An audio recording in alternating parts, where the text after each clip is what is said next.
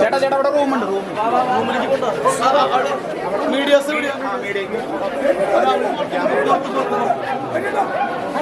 ഹരിയേട്ടാ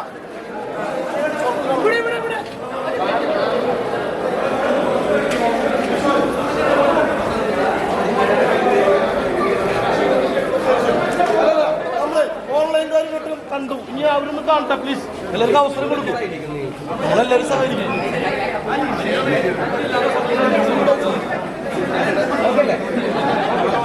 വരവിന്റെ ഒരു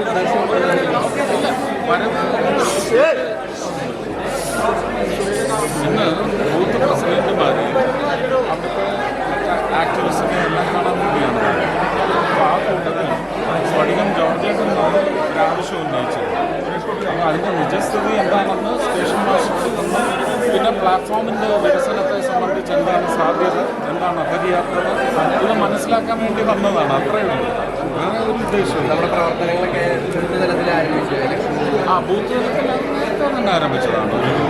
2 വർഷമായിട്ട് ശക്തമായ പ്രവർത്തനം. ഇപ്പം 3 സ്ഥാനാർത്ഥികളും കൂടെ അനൗദ്യോഗികമായിട്ട് പ്രഖ്യാപിച്ചു കഴിഞ്ഞാൽ അല്ല, ഔദ്യോഗികമായി ഞങ്ങളും പ്രഖ്യാപിച്ചു. അല്ല, അപ്പം പൊതുവിലുള്ളൊരു പ്രതീക്ഷകൾ നമ്മൾ പ്രഖ്യാപിക്കട്ടെ.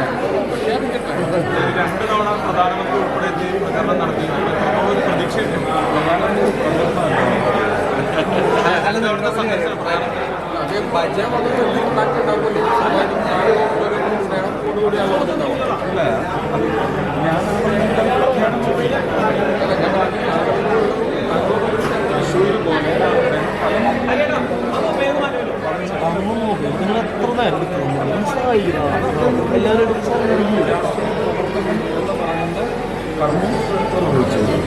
തൃശ്ശൂർ പോലെ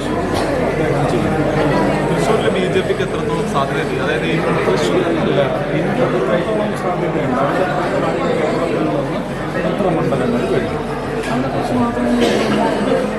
ഇത്തവണ എന്തായാലും പിടിച്ചിട്ടില്ല. ബജറ്റ് കണ്ടിരുന്നു. ബജറ്റ് എന്തായിരുന്നു? ബജറ്റിൻ്റെ ഒരു വിലയിരുത്തൽ എന്തായിരുന്നു? ബജറ്റ് കണ്ടിരുന്നു. സംസ്ഥാന ബജറ്റ് അല്ലെ, ഈ കേന്ദ്ര പദ്ധതികൾ പലപ്പോഴും സംസ്ഥാനത്ത് കേന്ദ്രത്തിന് ക്രെഡിറ്റ് കൊടുക്കാത്തൊരു സ്ഥിതിയുണ്ട്. അതുകൊണ്ടാണ് ഇതൊക്കെ ശ്രദ്ധേയപ്പെടാൻ വേണ്ടിയ സന്ദർശനങ്ങൾ. അവരുടെ അവരുടെ ഏറ്റവും വലിയൊരു ആരോപണം സ്നേഹമാണ് എല്ലാവരും. സ്നേഹമൊന്നുമില്ല. എന്തിന് സ്നേഹം? ഇങ്ങോട്ട് സ്നേഹം ഉണ്ടെങ്കിൽ മാത്രമേ അങ്ങോട്ട് കൊടുക്കൂ. അതങ്ങനെ തന്നെ. കഴിഞ്ഞ ദിവസം ജനസഭാ പരിപാടി അതില്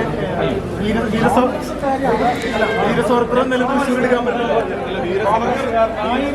വീരസവർക്കറും നിലം തൃശ്ശൂർ ജയിക്കാൻ പറ്റില്ല.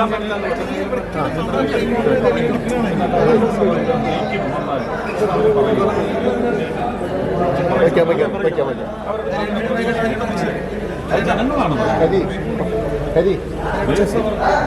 തോൽക്കുന്നത്. ജനങ്ങളാണ്.